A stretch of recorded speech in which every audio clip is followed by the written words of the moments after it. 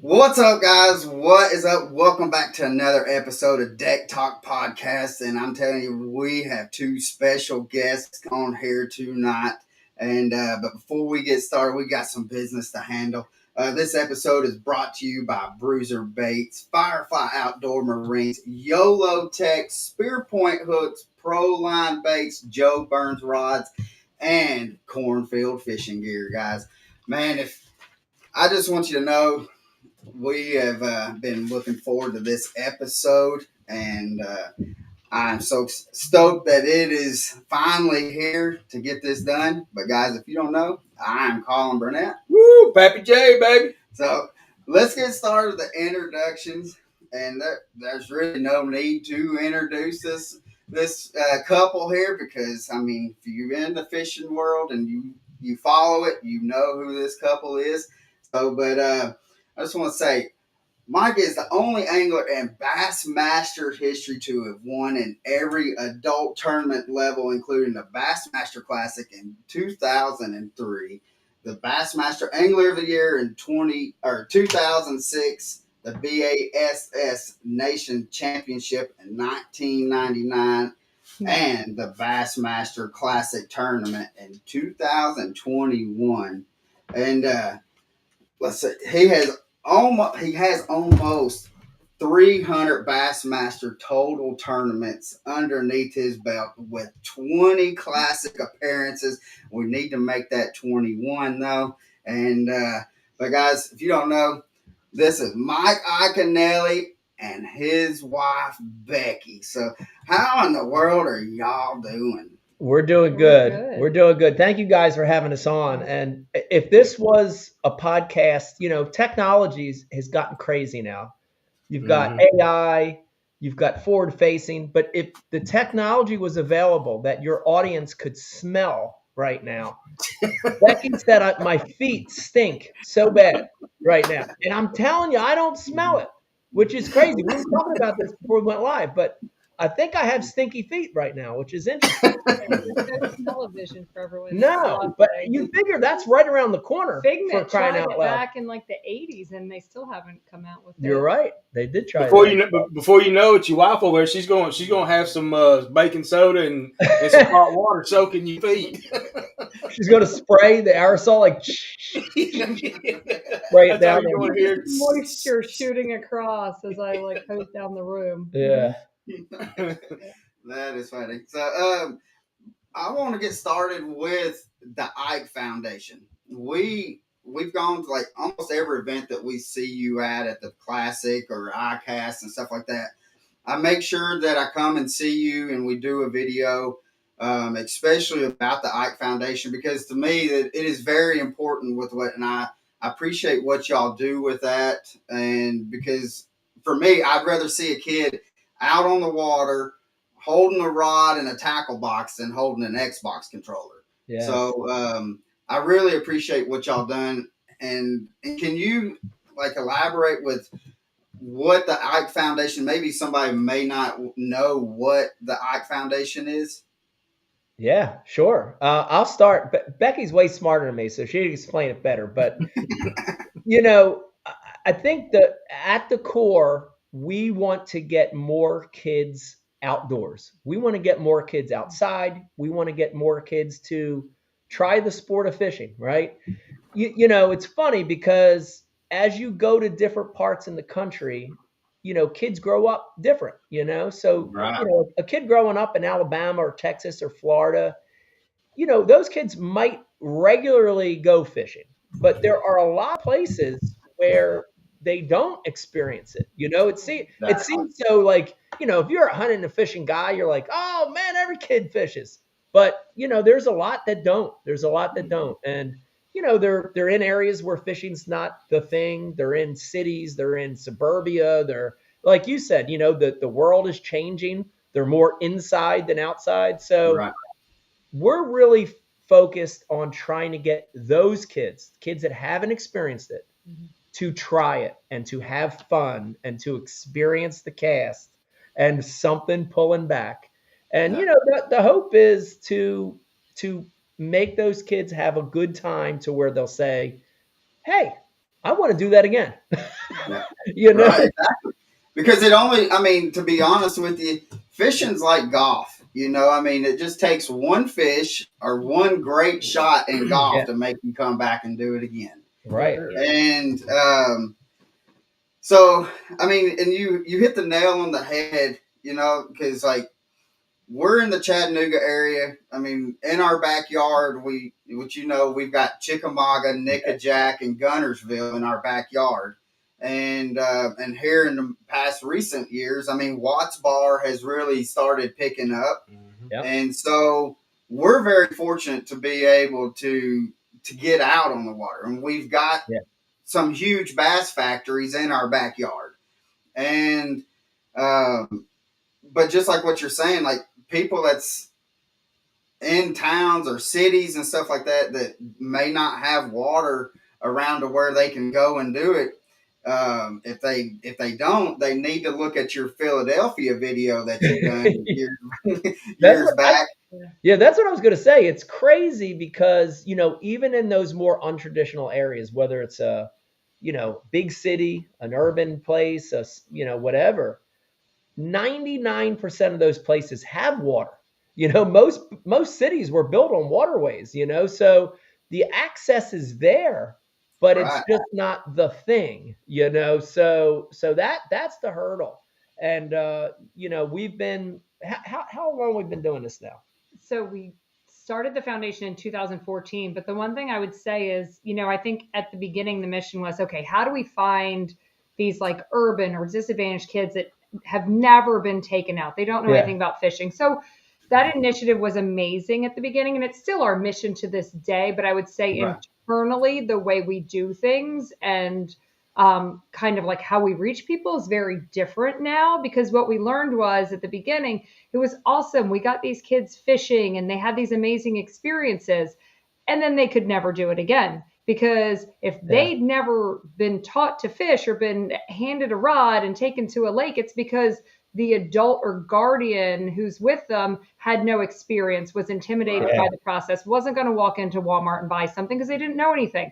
So like we kind of evolved, and it became, you know, like we're going to teach kids, but in turn we're teaching whoever the adult is in their life as well. And so that's how we've had to change it so that we can have this live on. How do we make this less intimidating for the family? How do we like make this fun for this kid, but also see that, have that parent see the excitement and then walk away going, I can do this. Like I can do this with my child, and I can take the other children and the neighborhood kids, and you know, and then it finally really took off, and we felt more like we'd hit our mission and we'd hit more folks. So it's funny because, you know, 2014, it's been a long time already. You know, it's been over 10 years, and we're at the point now where we're hearing the stories, and that I can tell you, and Becky will agree with me, I'm pretty sure that that's one of the best feelings in the world,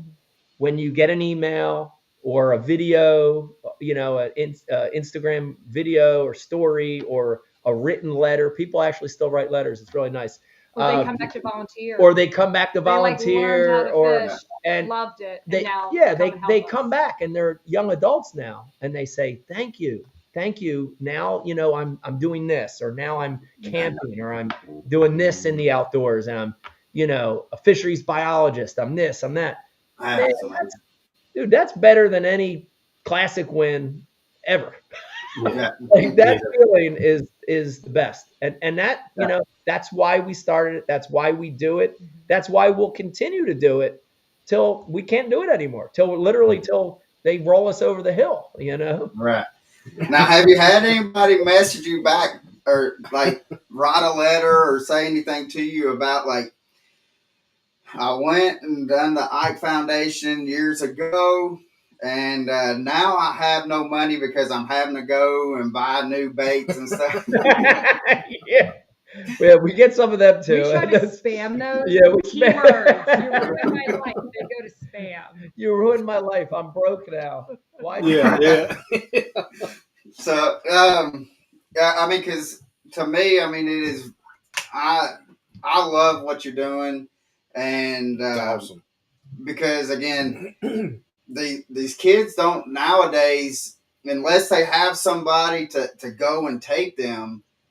There's not too many programs around that will actually take the time to go and show them how to go catch a fish and how to properly to get the fish off the hook and how to take care of the fish if you're going to keep it to clean or if you're going to release the fish. You don't have that around.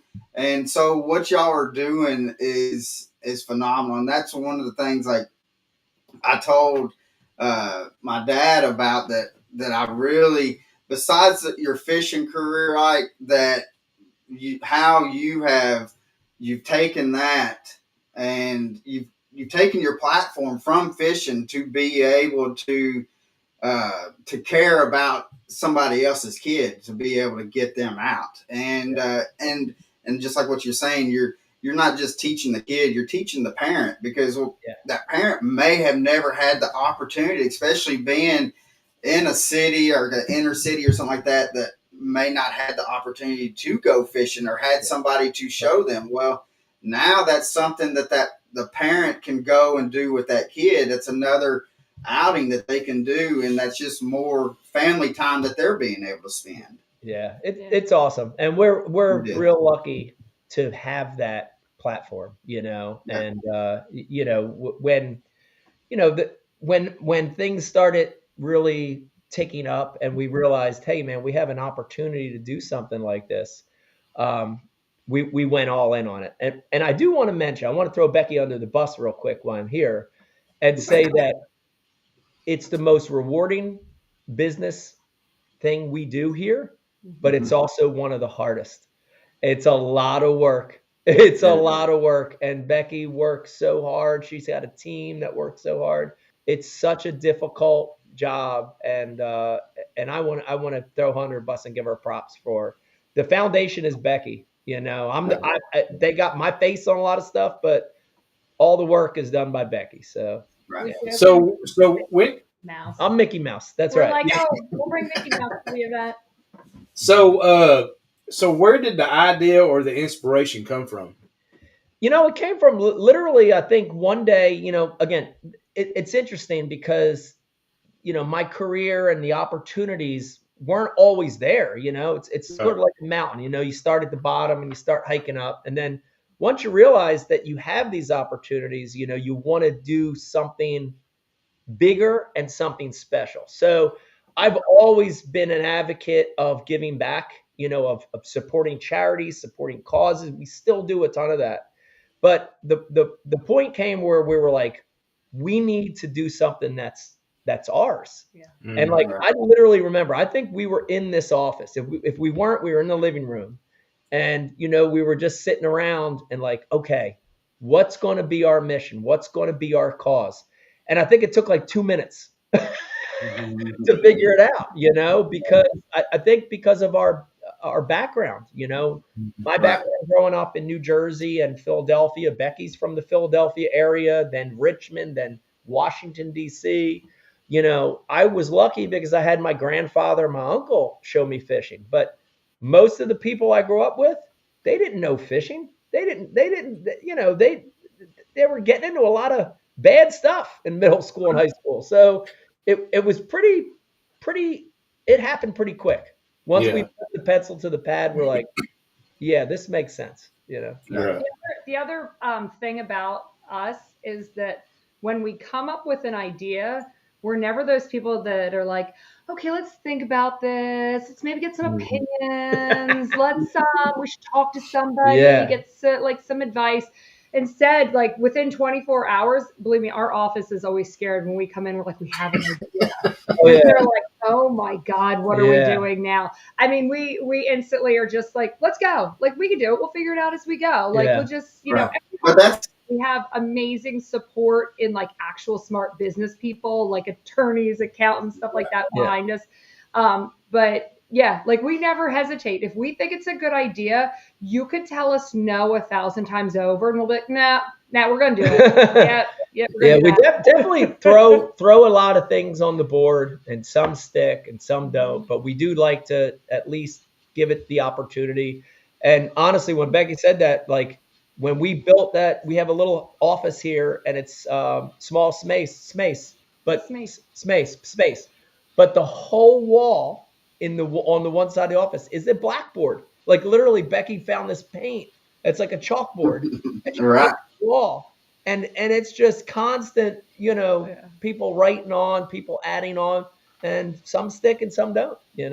That's awesome. And before we get going, I almost forgot. We have a giveaway with Luxner Lures. They're doing they have a subscription box, a monthly subscription box. For you to win that subscription box, I need you to leave in the comments your favorite Iaconelli story. So if you do that, and then we're going to pick, after the podcast, we're going to pick the winner out of all of them. What we'll probably do is just draw some names, put the names in the bowl, and we'll probably just draw it that way to make it as fair as possible. But I almost forgot, but that's what we're going to do. So let's see some of your favorite Iaconelli stories. So I want to also, that was one reason why that we wanted to have Becky on, is because I know with talking to you, I've been fortunate enough to be able to know both of y'all for 6-7 years, and to be able to see you at different events during that time period. And I know how that what she does to I don't know every bit that what she does for Ike Foundation, but I know that she holds that reins and just keeps everything lined up ready for y'all to go. So I do have a question for Becky that I've always wanted to ask, and with being a wife of a professional angler, is the luxury just, Ike's out there in the heat, rain, grinding, baby, grinding out there, trying to catch all these fish. And I just want to know, are you in that hammock, with your feet propped up, enjoying that nice little breeze in the shade, and just eating bonbons? Just so you know, I would be. I do. I sit around, I eat the bonbons, I hand the kids some iPads. Yeah. Hands off. Total hands off. On Amazon all day long. Yeah, Amazon 24/7. Yeah. That was really cool. And you know what? I applaud any wife that does that if that's what makes her happy, because that's awesome. And I definitely it is awesome. I dream of that. I'm just not wired like that. You know what I mean? Right. Like, I can't even say I sit down and watch TV. People are like, do you watch such and such show? Have you heard of this? Like, I'm that person. I think I watched Game of Thrones 10 years after it came out because I was like in the gym and I needed something. Like, so right. I'm probably wired just as spastic as my husband, yes, which is why we're definitely a good match. I would love, I probably eat the bonbons. What are technically bonbons? But if they're candy, I would eat them. I like sweets. Yeah. But I wouldn't last in a hammock for more than a minute. I'd be like, all right, let me tell you, she does not sit still. It's funny. The inside joke here is she's the momager, because she's a mom and manager of everything. And she really is. She really is. So, like, when you look at all the things that, we're doing to try to just be in the fishing space, whether it's, the tournament fishing, whether it's sponsorships, whether it's the Bash U, whether it's Ike Foundation, it's Ike Live, it's the stuff in the shop, the social media, like there's all these, it's just a big giant mess of stuff. And, honestly, Becky manages it all. It's actually mind-blowing to me, because I know how stressed I am at a tournament week. And I have one thing to do, and that is to find the fish to try to win, right?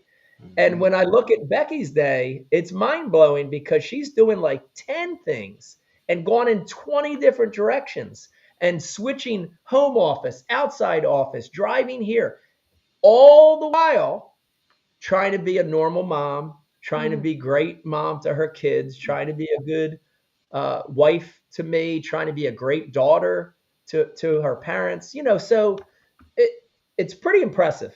I can tell you that I've been impressed from day one, and it's I give all the credit for the business success that we've had to Becky. I really Well, do. Mike, it's interesting you say that. Moms are tough.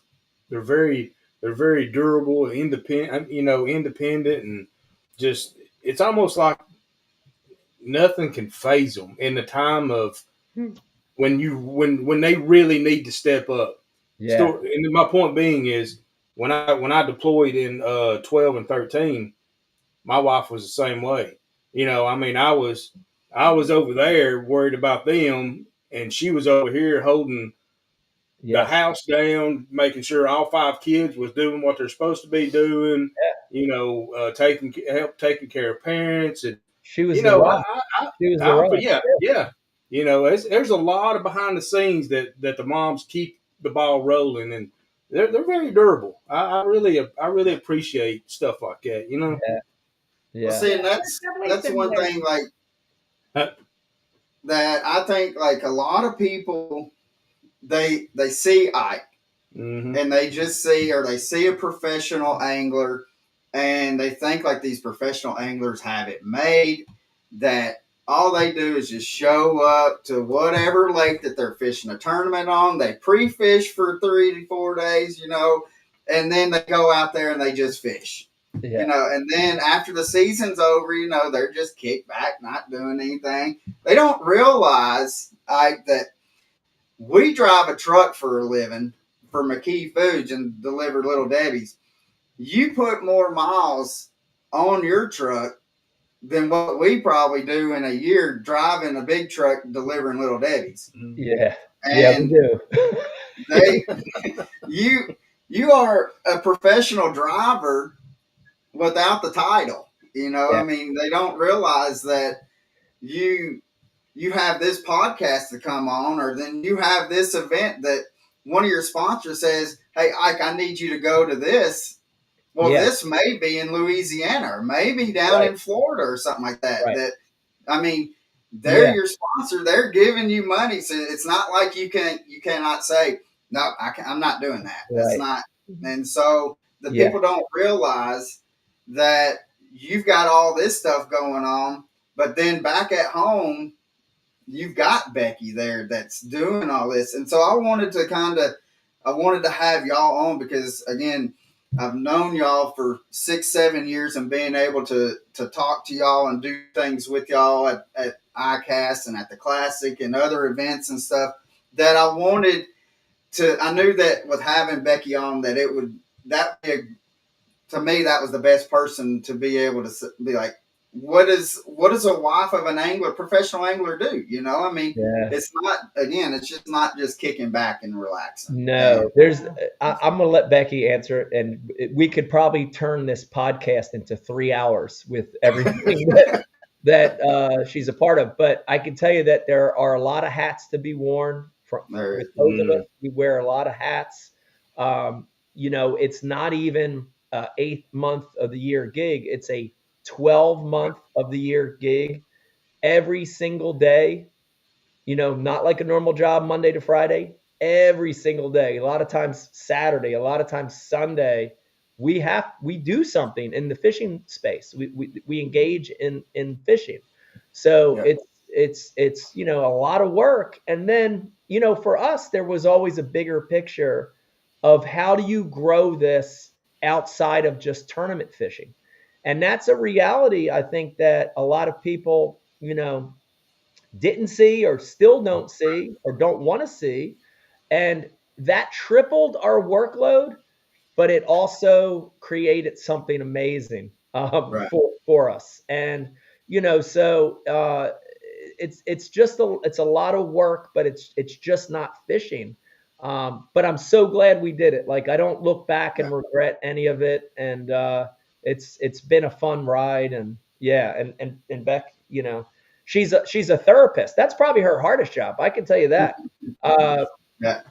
I am a lot of I didn't do well in psychology. yeah, but she does really good because a lot of anglers are really hard on themselves. Me especially, and I can tell you, and this is just one example, but when I'm down and when things aren't going good, and if you look at my last couple seasons, I've had a lot of not great experience. I've been fishing bad, and if you're a professional athlete, you put a lot of your self-worth you put on your performance, and Yeah. it's sad, but that's just the way.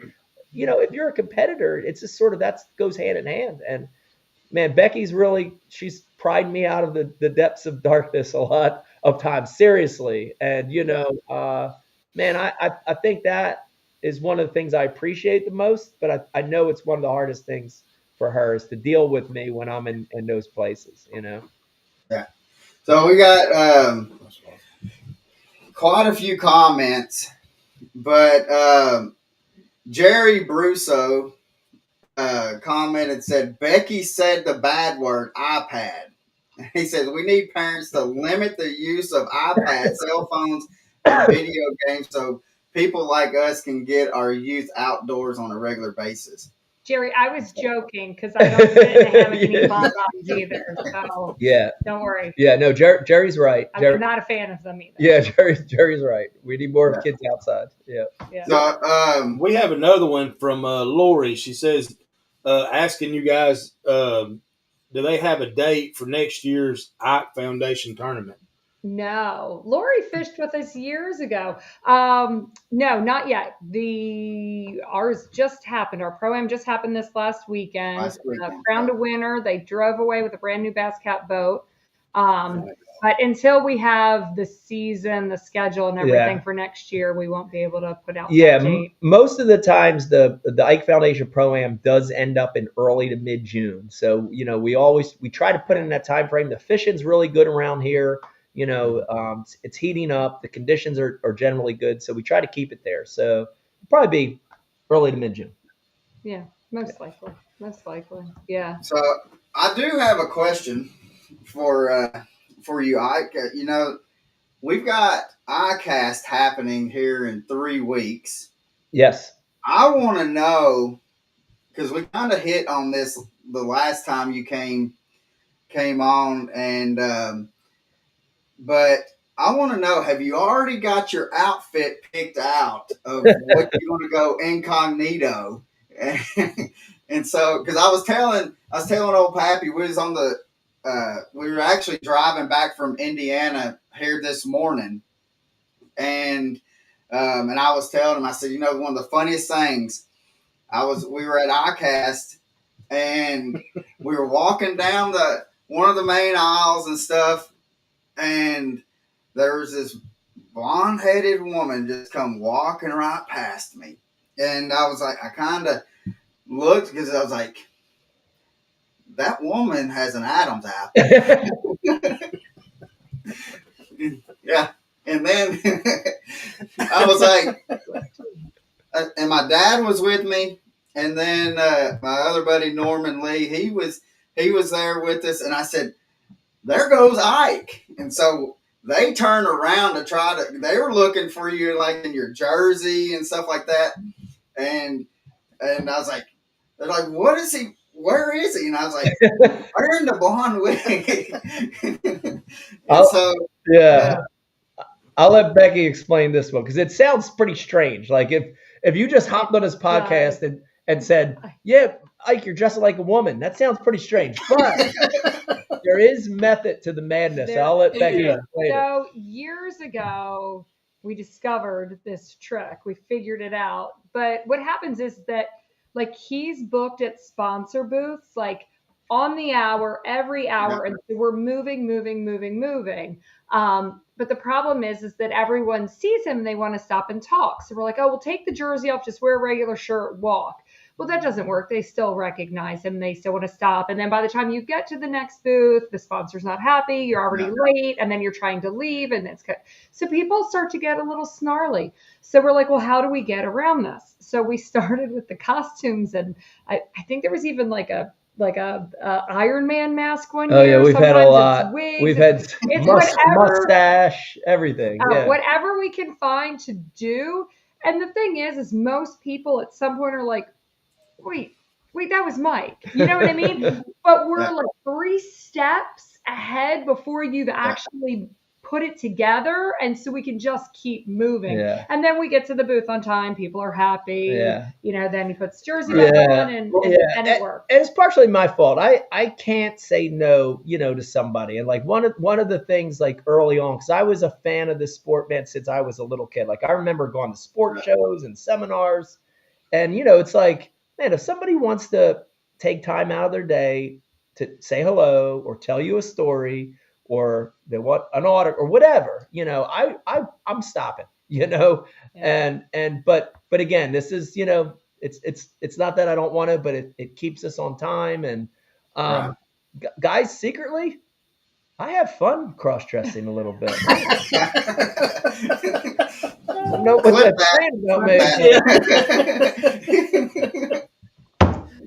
So, but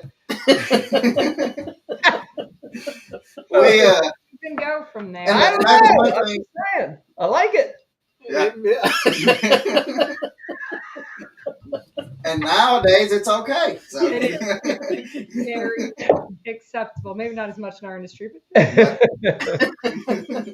oh man. So, but that was one thing that that I was telling Pappy. I was like, if there's one thing that I can say about Ike is if there's a kid around that wants to talk to him or say anything to him, he always takes that minute to be able to talk to him. I've never seen you in which doing stuff with Bass and then doing stuff with MLF and the Bass Pro Tour and stuff. I talk to a lot of these anglers, and some of these anglers, they want to go and do their job and they want to go. Yeah. They don't, not that they don't care. I don't want to say their personality may not lend to where they're comfortable with doing that. But in the long run, if the people that are watching is what allows you to be able to go and do what you're doing. Mm-hmm. Oh yeah. And so that to me means a whole lot. And I try to kind of look at you of how you do things as a role model to where, we got a podcast that here, last year we were averaging 11 to 1,400 people. This year we're averaging 1,900 to 2,100 people watching during the lives. And I have people come up to me, and I always at the boat ramp, and that if people come up, I always want to talk just because I've seen that's what you do. And that's what like a Gerald Swindle will do and stuff like that, to where I want people, they may not know who I am, but if they have a question, I'm going to ask them. If they ask me for what bait I'm using right now on Chickamauga, they might get the bait that I used last week, but not. But I still, to me that it means a lot to be able to see how you carry yourself in the industry, and then seeing what you're doing off the camera as well. With the foundations and all this other stuff, and what you're trying to get people involved in the outdoors. To me, that means a whole lot. And so it's an interesting thing. Because when I met Mike, I'd never fished a day in my life. So I came in as an absolute outsider to all of this. I asked him if he could pay his bills. So just to preface. So it was interesting, like the first couple times that I saw him interacting with fans and the amount of time that he gave everyone, and I was impressed by that. But also kind of like I knew how tired he was. And I remember having conversations with him afterwards, like, didn't you want to go? And he's like, of course. But they they are my fans. These are the people who truly follow me. And I want to make sure that everybody gets the experience that they want to get with me when they get to interact with me, because you know how hard it is. Like most celebrities, or if you're a fan of, any other sports or whatever, like you don't get to interact with them. And God willing you ever did, you would want to have an experience that you had dreamed that it was going to be when you got to talk to them. If you had that story that you just really wanted to tell them, you'd want them to react, like their eyes lit up, like, yeah, that's amazing.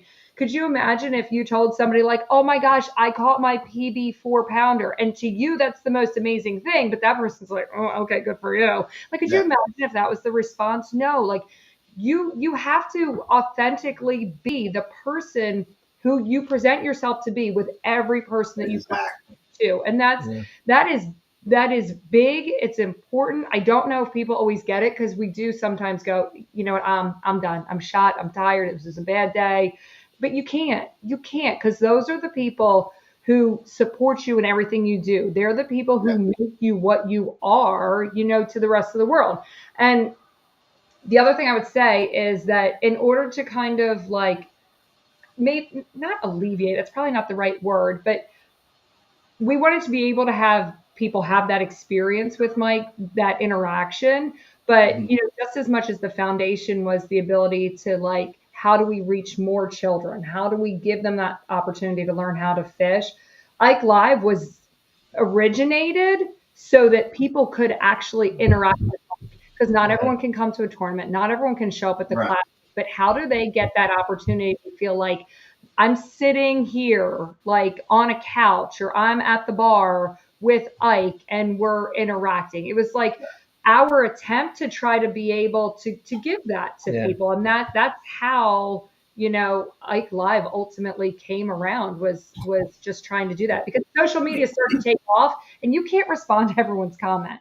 Like you might be able to check back in for like a day or so, but if a post is from 5 days ago and somebody comments, like, you're going to miss that. Let's be honest.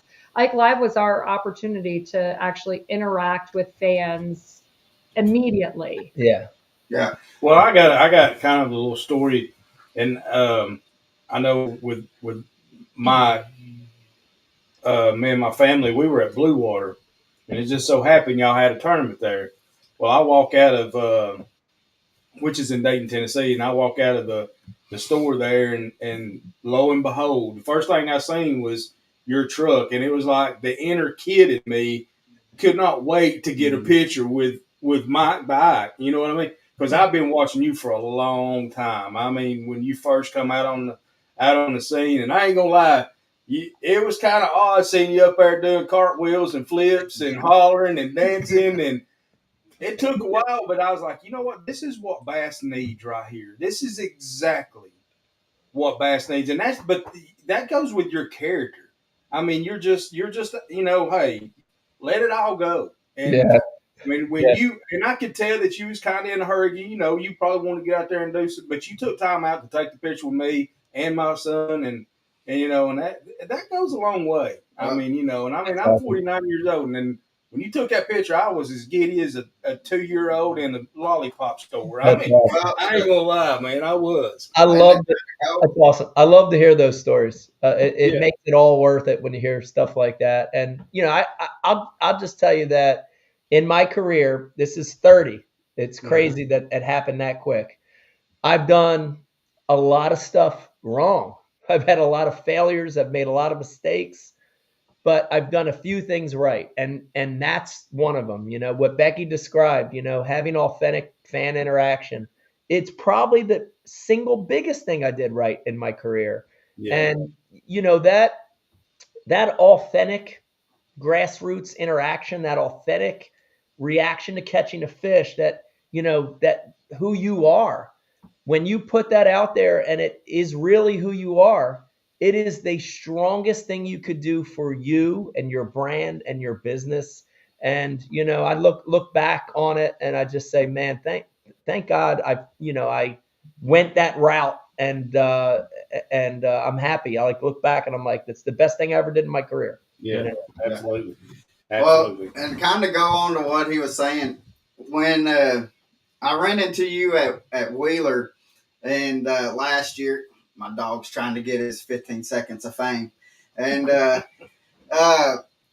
it was, I don't know, that was probably the hottest tournament that y'all had last year was on Wheeler. Hot, yeah. And so, and actually, right up above me, that little white piece of paper, I told you, I was like, man, the guy that I ride with, his son is a big fan of yours. Mm-hmm.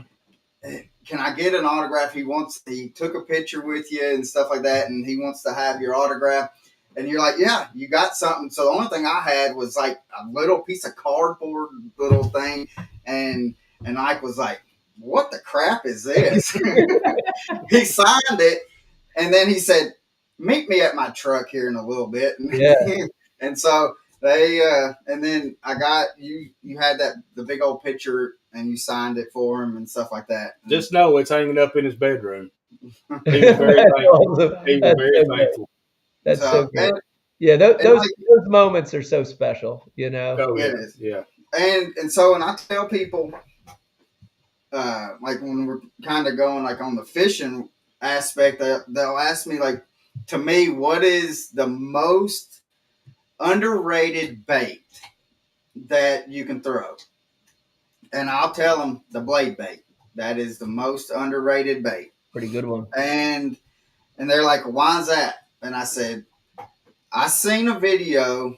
It was probably 7-8 years ago that you done on a blade bait, and you were talking about like it's not just a wintertime bait, right? And so I went and I had the best 3-fish bag that I had ever caught. Period, was over 22 pounds, and I had a fish that was over 10 pounds that I had up to the boat. We won't say how my dad knocked it off with the net, but my dad knocked it off with the net. But I tell them, I was like, because up until I seen that video, I would only use the blade bait during the wintertime because that's what we were told. Right. It's a wintertime bait. Right. And I caught that. It was late July when I caught those that biggest bag of 3 fish that I've had was in July on a blade bait. Wow. That's awesome. And that's one thing. Like, and I tell people is like the Ike. I love the Ike Live because I love. You don't ever know where the conversation's going to go. We don't either. And Becky's over there saying, please, please, please, please. Becky's over there stoking the fire sometimes. But yeah. I love how honest that you are. Even on some confrontational subjects and stuff, you are honest. I mean, you tell them your opinion, and you've had guests on that you have asked them difficult questions that people want to know that they're kind of people are hesitant to ask, and that's one thing that I really that I like about it, because it's just, especially driving a truck, it's a fun listen to. It keeps you upbeat and going while you're driving, pounding out miles and stuff. But so let's see, I got something. So can you kind of talk about your the Bass University? Sure. Yeah. I mean, Bass University is, one of those things that we started a long time ago. And it was one of those things, again, it was up on a board, and, that one stuck, and, it was really an attempt just to make people better at fishing, make people better at bass fishing. And, it's developed and evolved like a lot of things do as a business. But I can tell you this, that for me, teaching has always been something I've loved to do. Mm-hmm. Like, maybe not quite at the level of actually engaging in fishing myself. Like, that's still my love and passion. But like one level down from that is helping people learn more, helping people get better, helping teach people. And so we've been lucky because we've been able to do it with Bass University, but we've been able to do it through YouTube as well, and I can tell you that like that growth of that and sort of it was like a storm, where we started this YouTube channel. We didn't know really what, we're doing fishing content, we're doing other stuff. And we started doing these things probably about 7 years ago called In the Shops. And it was just, again, one of the ladies in the office wrote it on the chalkboard. Let's call it In the Shop. And they've become the most unbelievably fun outlets for me to teach and to let people know what has worked, what hasn't worked, what are the trends, what modifications, this, that, all the way from basic rigging that, we would look at it and be like, I've known how to do it for 20 years, but people love it. There's people that don't know that, all the way to fuzzy dice rigged on a 3/16 wacky jig head, and you got to stroke it in front of the fish. Like the whole gamut. And, I think of a lot of the digital projects we've done in the last, call it 5 years. That one has the most legs. It still does. It's the most successful. And the access is so easy. You don't have to go to a class. You don't have to pay money. You go on YouTube, and I'm there to teach people. So, awesome. Education for me has been a lot of fun. So has it come easy for you? Because I know, like, for me, like if I'm talking fishing to somebody, that I guess that I assume that if they're talking to me, especially about a certain subject, that I assume that maybe they know kind of the lingo that will go with it. Right. And then when I'm talking to them, I just kind of get that deer in the headlight look. So has it been able to, it come easy to you? Because it just rolls right out of you, to where you break it down so easy to where even the beginner angler is going to understand.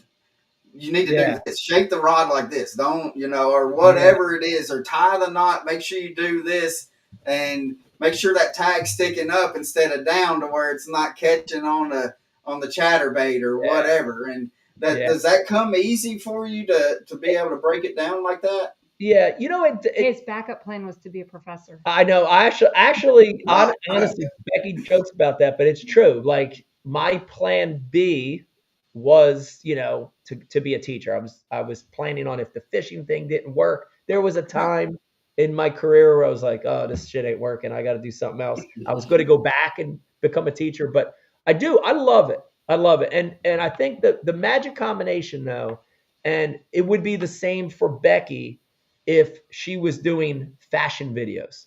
Like, I'm serious, right? Like, because that's one of her passions, is when you're very passionate about something, it's very easy to talk about it and explain it and let it all out. If I was trying to talk about how to fix a trailer or, fix a bike tire or something, my videos would be terrible. They'd be awful. But I think when you have that passion, it's easier.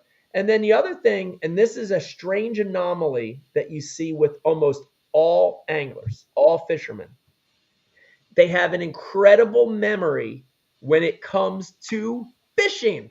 Everything else, not so much.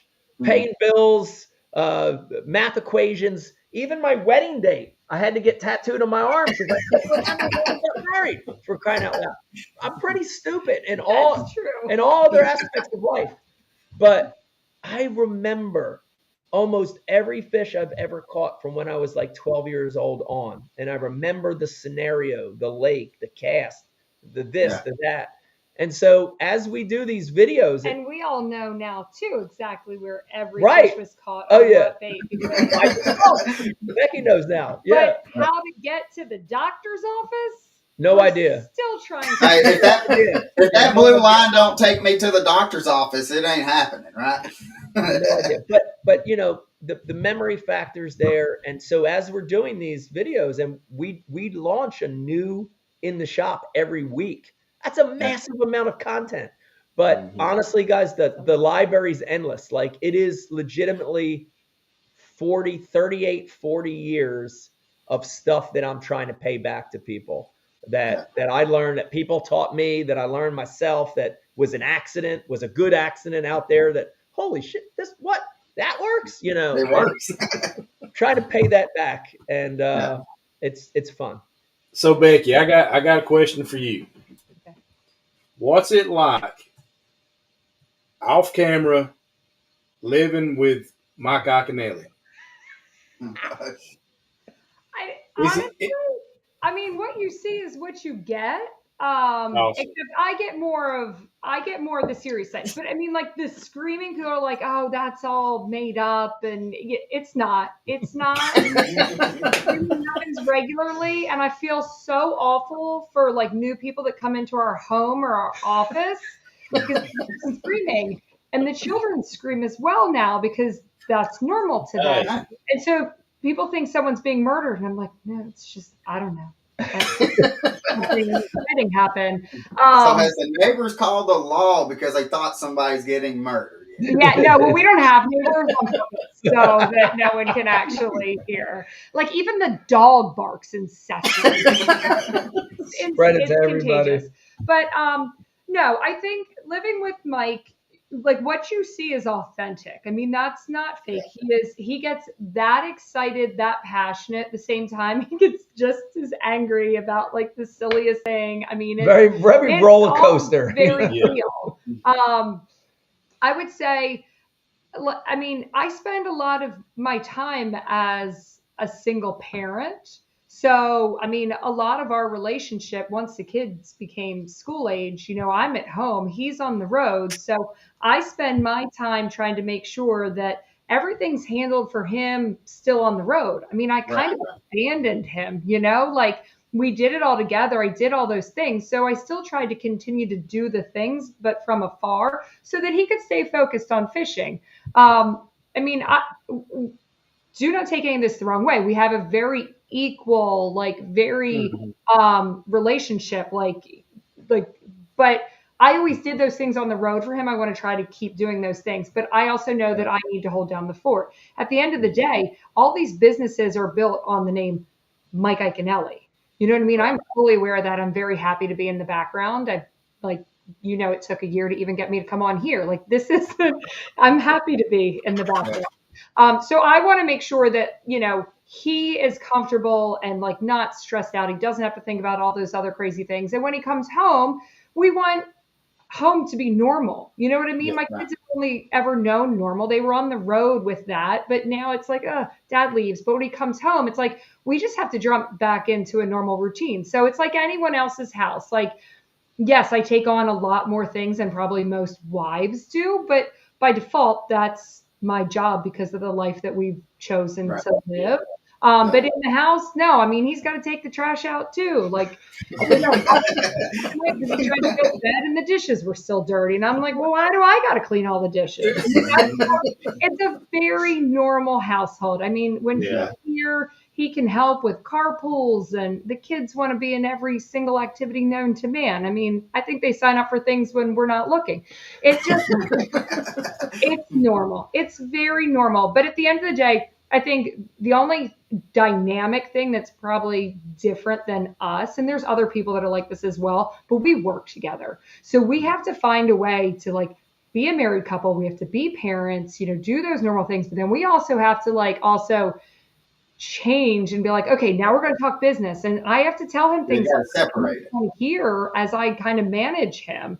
And those can be uncomfortable. But I would say we both have very thick skin. So we can manage those conversations, like, what do we do next? How do we start this? Like, I know you don't want to call that person, but guess what? That's your turn.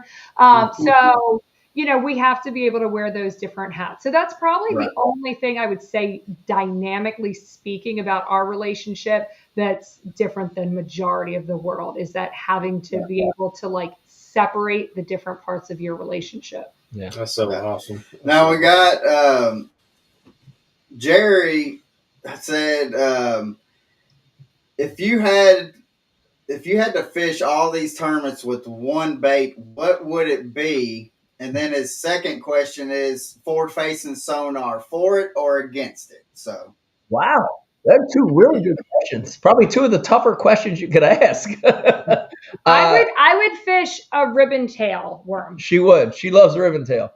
That's a good choice, especially now. now do you Carolina rig that ribbon tail?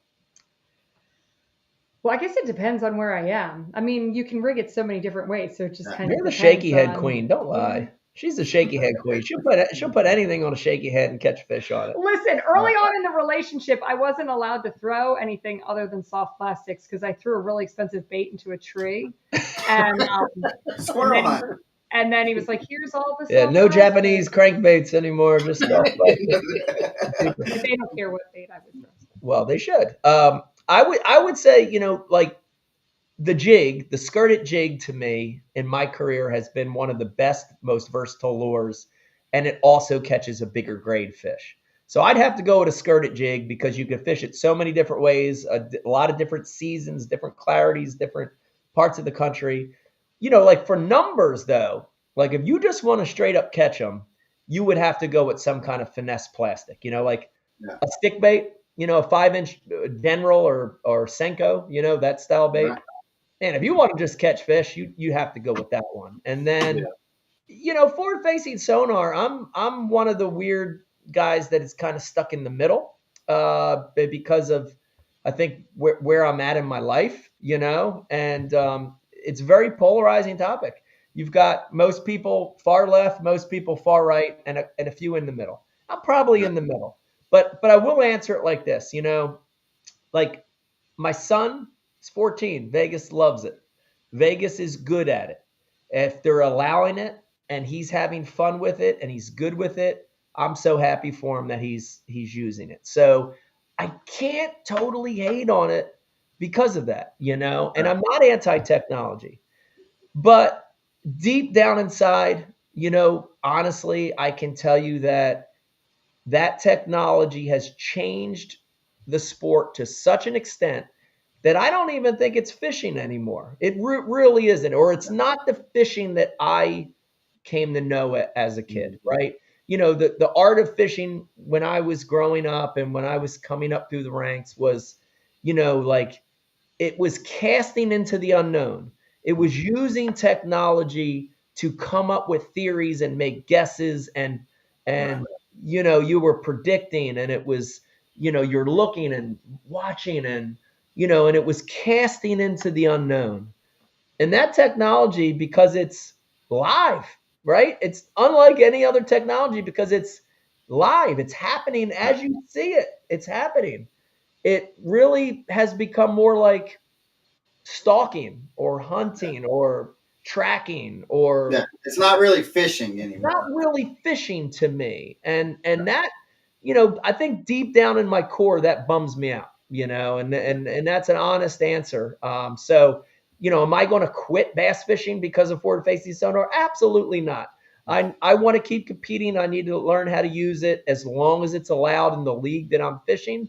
Would I maybe smile a little if it was banned? Probably, because I think it's more of the fishing that I've come to love, Now, do you think that the forward-facing sonar has hurt bait companies that, especially like that makes, let's say, spinner baits or crankbaits and stuff like that? Has it hurt those companies that do that? Absolutely. I think you can list as many negative comments from forward-facing sonar, and you could list a lot of positive comments, right? So, we could go down that checklist back and forth, but I think there are a handful of negatives. For sure, that's one. I can tell you for the most part, if you had a jig head minnow and a jerk bait, that's pretty much all you need with forward-facing sonar, two of the premier baits. So does it hurt the other avenues of fishing? Absolutely. Does it hurt Bass University? Absolutely. What do you need to subscribe to Bass University anymore if all you're going to do is fish a jig head minnow the whole time and chase a fish around? So I think it has hurt a lot of parts of the business. I think there's a segment of people that can't afford that technology. So they Right. turn on TV and they see these guys. That's the only way they're catching them. Every 9 out of 10 tournaments being won with it. Dude, that's depressing to someone that can't afford it. A 16-year-old, 18-year-old kid that can't afford it. Well, Maybe they're turning thinking off that's to the it. only way they can catch fish. There's as many negatives as there are positives. Is it showing us things we never knew about fish? Absolutely. Exactly. Absolutely. And that's one thing that I've told people multiple times is, excuse me, I don't think that I have put more fish in the boat because of the forward facing sonar, but I've learned so much of what we grew up thinking that fish done was totally opposite. Totally opposite. Mhm. Or in reality, to me, there was an entire group of fish that we never knew existed. Correct. That honestly never even come to the bank. They spawn deep, they live deep, they just never get to the bank. The suspended fish that were the hardest fish to catch forever and ever and ever now are the fish that people are targeting. They're the ones that are being caught. So when you look at the books, when this forward-facing sonar revolution really started, even though it's pretty old, let's call it 4 or 5 years ago when it really started to take a hold. These weights are just incredible. Like take Pickwick, take Gunnersville for an example. You never saw these kind of weights consistently throughout the year like you see now, and it's because that opened up a whole new way of fishing. Again, I can't totally hate on it, but I don't know if it's fishing. Yeah. Yeah. Now, do you think, because like when side scan came out, people were hating on side scan saying that it was cheating, Yeah, and then now you cannot buy a unit now without having side scan on yeah, the unit. So do yeah. you think it's going to become to a time to where the units that you buy are going to come factory with the forward facing sonar? I think if they don't, if the leagues don't, put something out there that bans it or limits it, I think Right. you will see that eventually as technology advances and as costs get cheaper and all that. Yeah, I think it's going to be standard. But again, let me tell you this. Forward-facing sonar is unlike all those other technologies. Even side imaging. And side imaging, what an amazing tech. Dude, I can turn on my Lowrance HDS 12. I can look 120 feet to the right, 120 feet to the left. I can see a school bus down there. I can see a house. I can see everything perfectly the way it looks. But that image is in the past, right? When I go by and I see that image, it's in the past.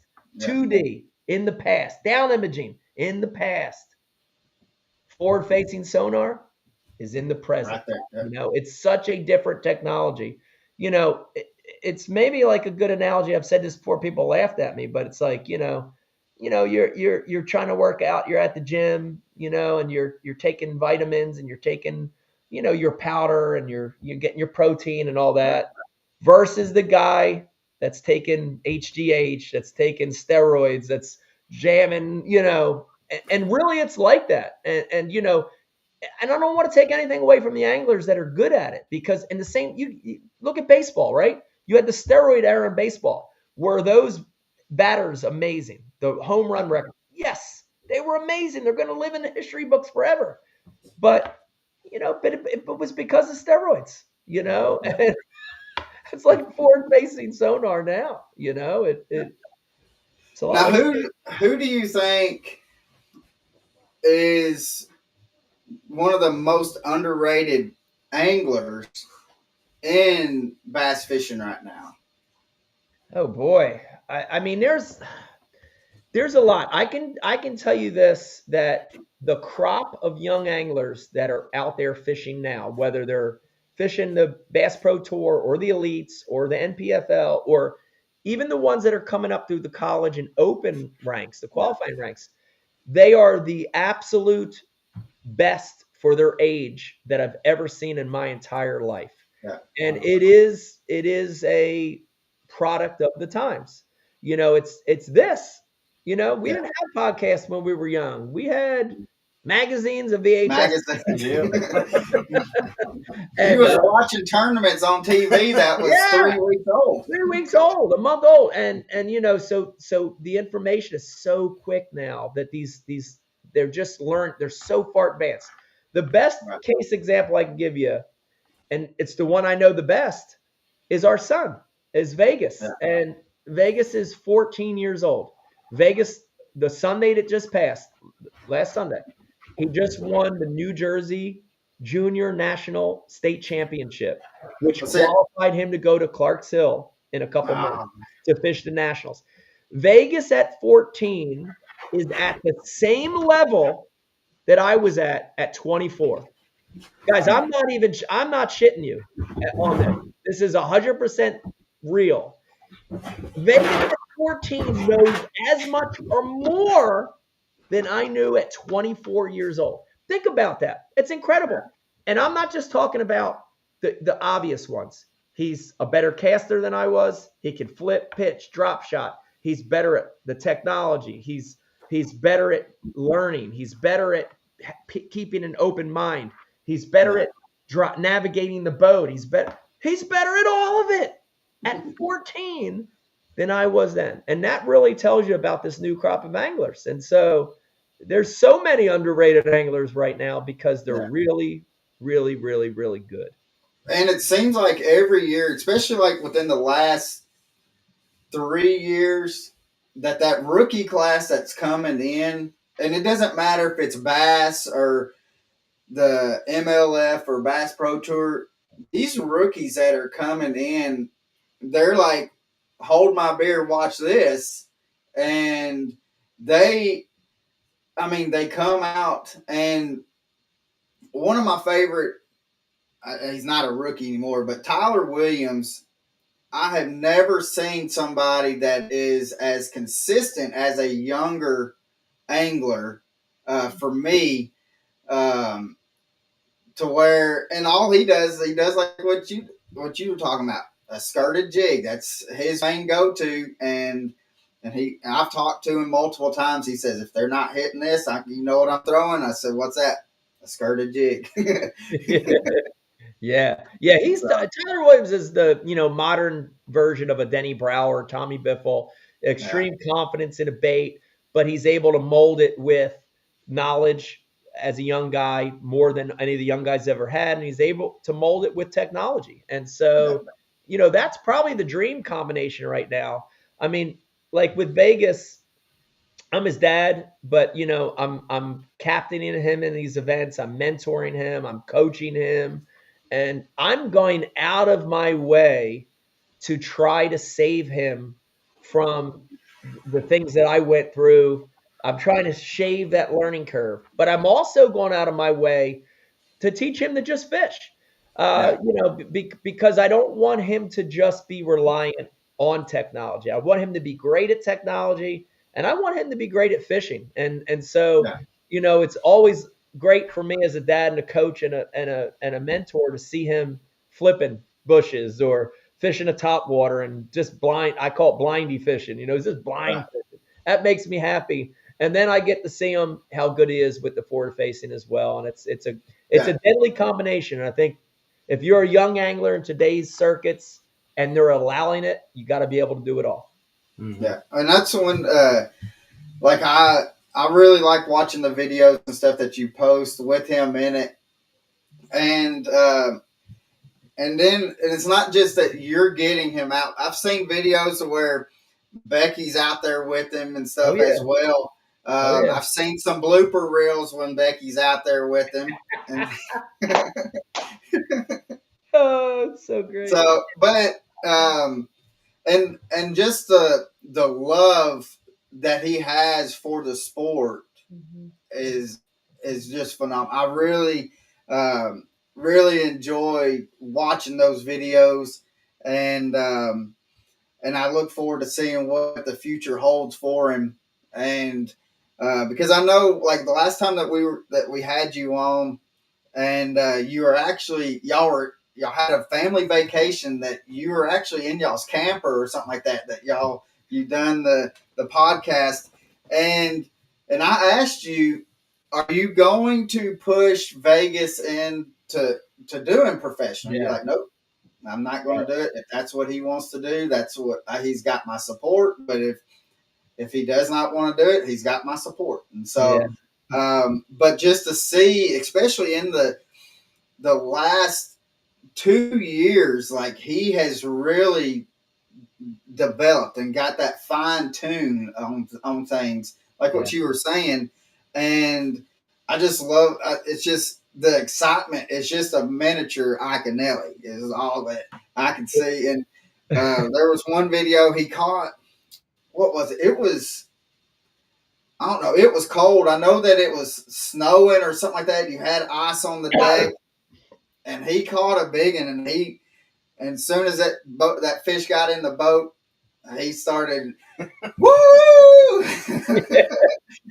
Oh yeah, yeah. So, it's great because kids are mimics, and it's great and sometimes bad, but it's mainly great because they get the best qualities of both of their parents. So or the worst. But I think Vegas has some great qualities that he got from me, but he is very reserved and he is able to accept loss, and he's able to forget about a lost fish or a bad moment like that. And that's all Becky. So, I love watching him because he really is a hybrid. He's a hybrid of Becky and I. He's both of us, and he's definitely got the qualities, I think, to make a living in the sport, whether it's tournament fishing or guiding or making baits, or I think he's got the qualities. But with all our kids, we've got four children. We've got 2 older girls and the 2 littles, and we've always had the same mentality, which is we want to push them to do what they want to do. We want to push them to where they want to go in life. Would I love for Vegas to follow my footsteps and get in the fishing industry? Absolutely. But if Vegas, we joke about this all the time, dude, that kid's smart. Dude, he fixes shit like you wouldn't believe. Like if he ended up being an engineer or working for NASA, it would be awesome too. You know what I mean?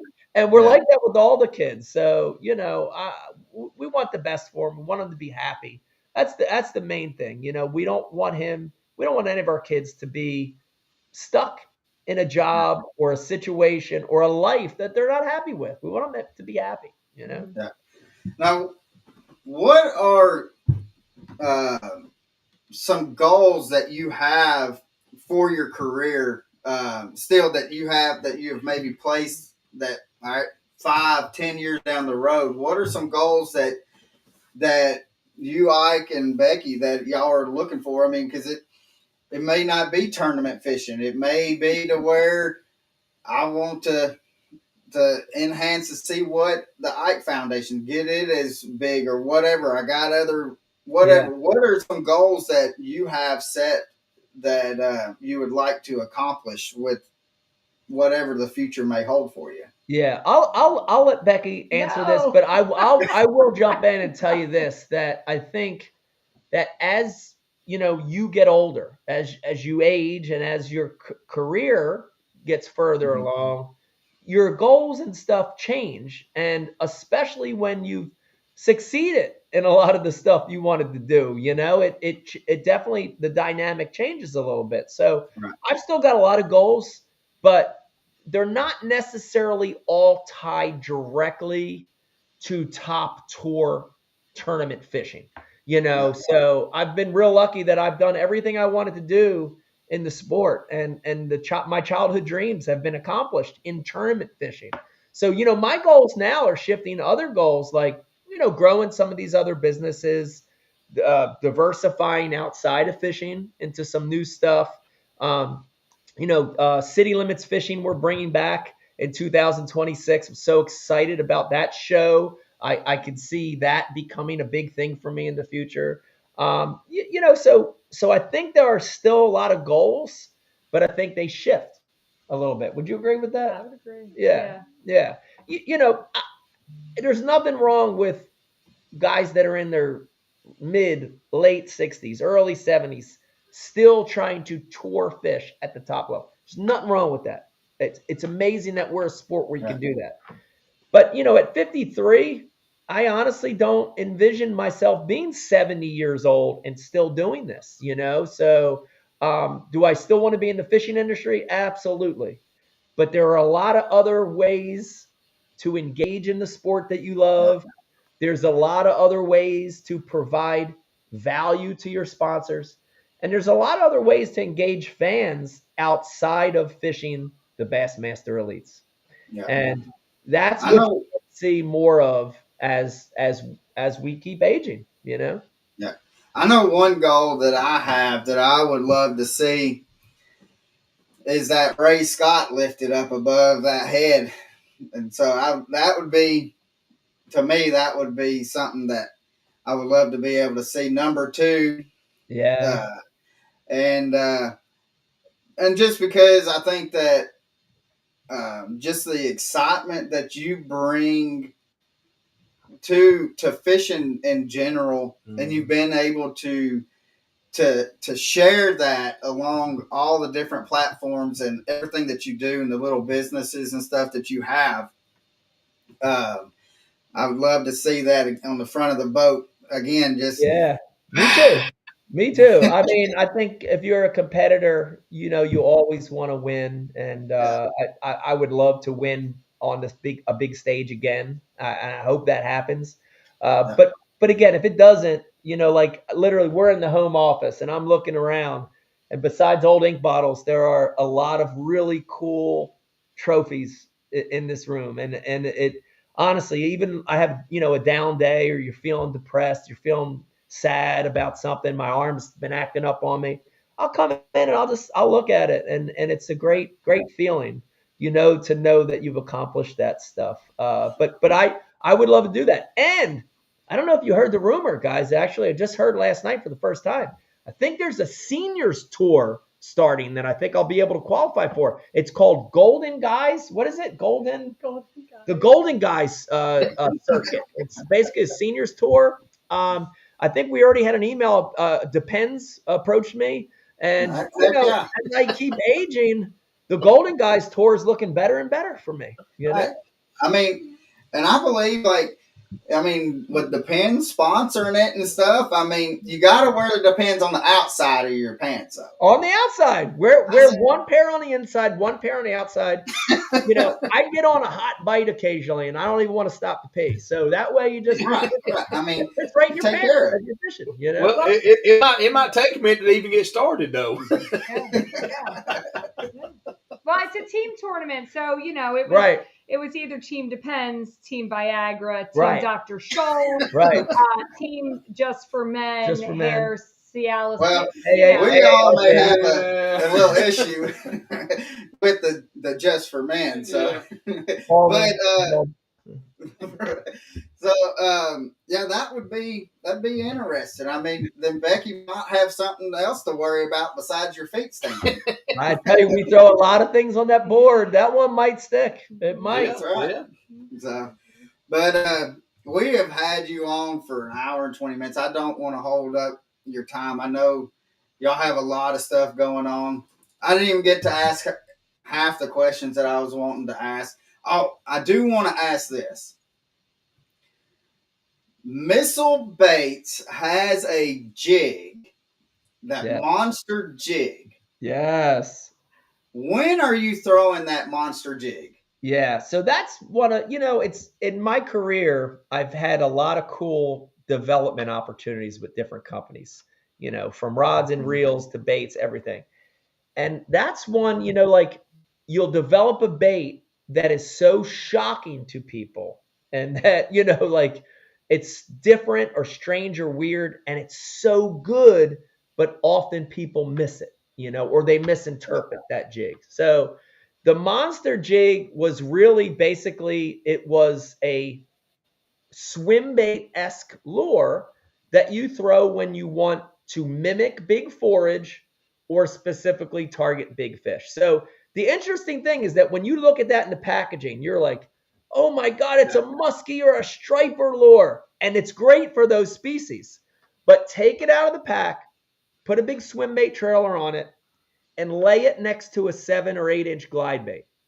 I promise you guys, it's the same size or smaller in many cases. So, when your forage is big, if you've got gizzard shad, or you have a big golden shiner, or you have adult bluegill, or tilapia, or Cisco, or you've got forage that's big, it is a great imitator. And it's a great alternative to a hard glide bait with treble hooks.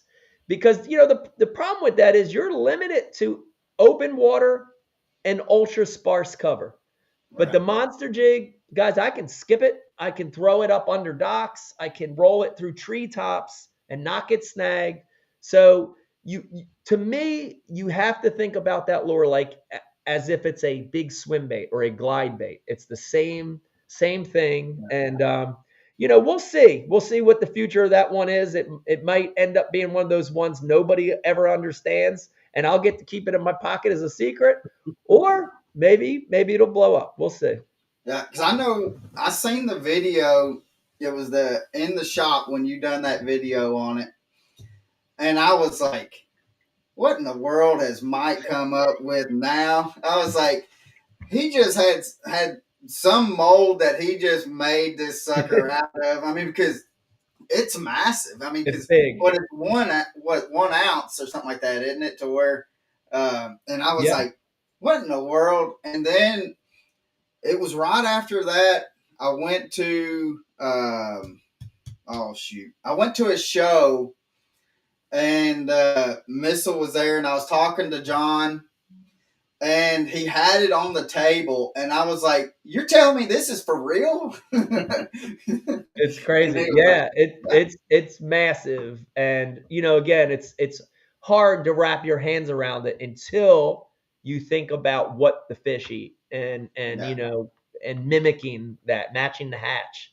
And then you also think about, you want to catch the biggest fish in a place, the biggest bass of your life.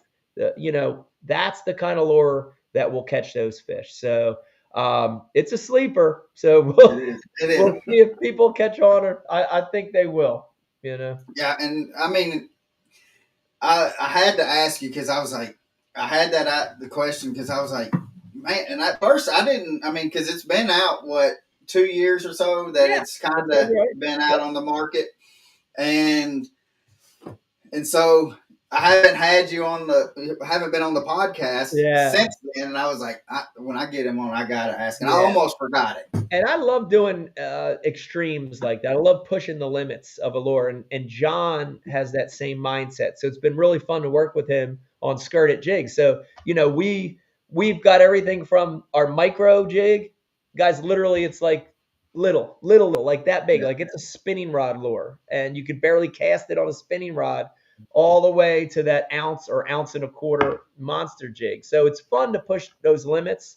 But I can tell you that, mimicking that forage, it's always very high on the priority list. So when the bass are eating stuff that big, you want to jig that big. When the bass are eating stuff that big, you want to jig that big. So it's nice to have those extremes in your arsenal. It is. So I want to tell y'all thank you again, and Becky, I wish you would have had some bonbons to eat while you're here. But I cannot thank you enough for what both of y'all do for the fishing industry, because it's huge, and I want to say thank you. I mean, because you may feel like you're a small part of what the fishing industry does, but what y'all do is tremendous with the fishing industry, and trying to get kids and get people to teach them how to fish, from beginners to people that's fished all their lives, to where with Bass U, and then with your YouTube channel and in the shop and stuff. It is phenomenal. I don't know how you have enough hours in the day to do all the content that you do, but again, Ike and Becky, thank you so much. It's been a privilege. And I look forward to seeing what the costume is going to be here in 3 weeks. And we'll have something really unique this year for sure. hey, And thank you guys for letting us come on. And it's always nice when we talk about the other stuff that doesn't get talked about a lot, you know. And we enjoy it. It's been a fun career. It's been a fun life. So appreciate that, guys. Appreciate having us on. And literally, as soon as we disconnect from this podcast, I'm going to go wash my feet. So we're sorry, Becky. So with that being said, we're going to end it on washing feet. Yeah. And so if you have not learned anything from this podcast, is Ike needs to wash his feet. I need to wash my feet. They're terrible. Yeah. So, guys, I hope that y'all have a blessed day, and You want to too. see y'all out on the water. And we'll talk to y'all next week. We have Bobby Bakewell, and which he is a Bruiser teammate of ours, and we're gonna have him on, and we're gonna talk to him. Last year was his first time fishing. He qualified for the Bassmaster Classic in Fort Worth, so we're going to talk to him about his experience with fishing the Bassmaster Classic. And but Ike and Becky, thank you so much, and I can't wait to see y'all here in 3 weeks, and we'll do a little video or something while we're there. Thank y'all. So, Sounds like guys, a plan. have a good one. Thank you, fellas. Thank you, guys.